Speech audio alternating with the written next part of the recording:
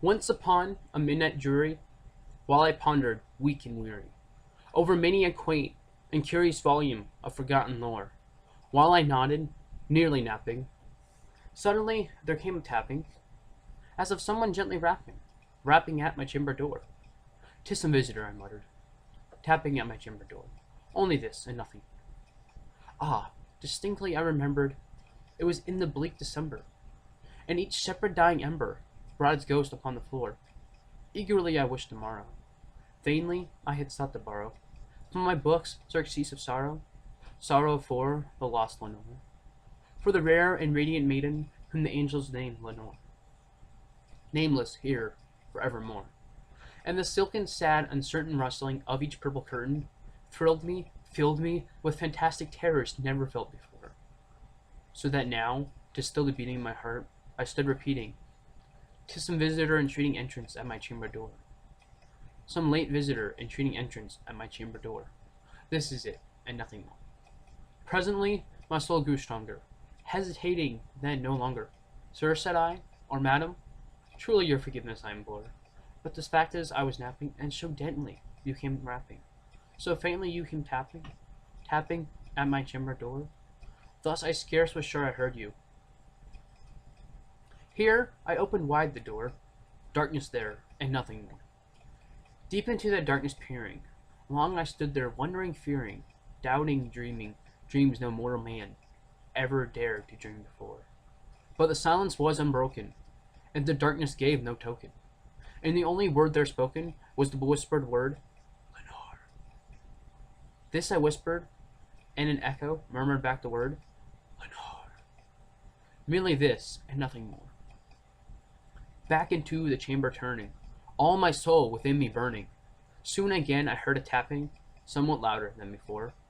"Surely," said I, "surely that this is something at my window lattice. Let me see then where there it is, and this mystery explore. Let my heart be still a moment, and this mystery explore. 'Tis the wind, and nothing more." Here I flung the shutter, and with many a flirt and flutter, in there stepped a stately raven of the saintly days of yore. Not the least obstinance he made, not a minute stopped or stayed he, but with mime of lord or lady, perched above my chamber door, perched above a bust of Pallas, just above my chamber door, perched and sat, and nothing more. Then this ebony bird beguiling my sad fancy into smiling, by the grave and stern decorum of the countenance it bore.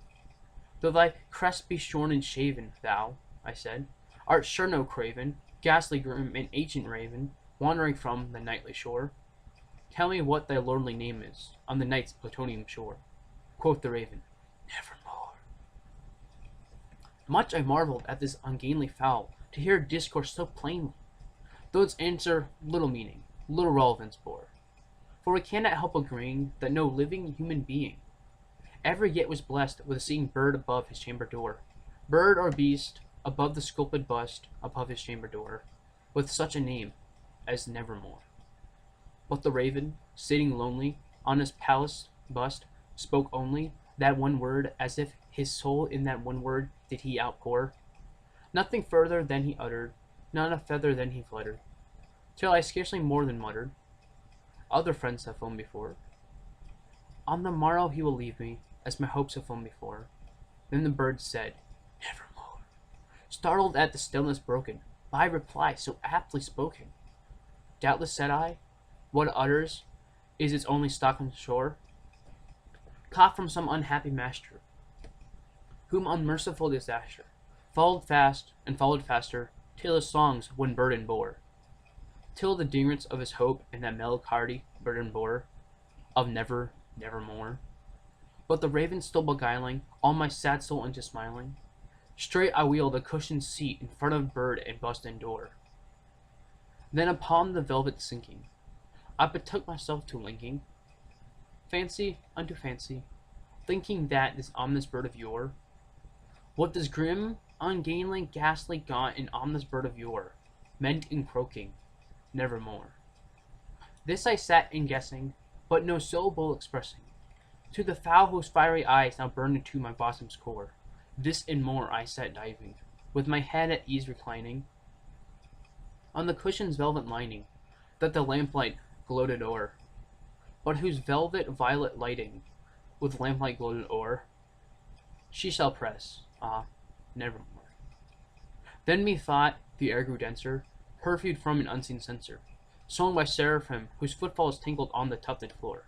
Wretch, I cried, thy God hath lent thee, bind the angels he has sent thee, respite, respite, Nepith from thy memories of Lenore. Quaff, oh quaff, kind Nepith, and forget this lost Lenore. Quoth the raven, nevermore.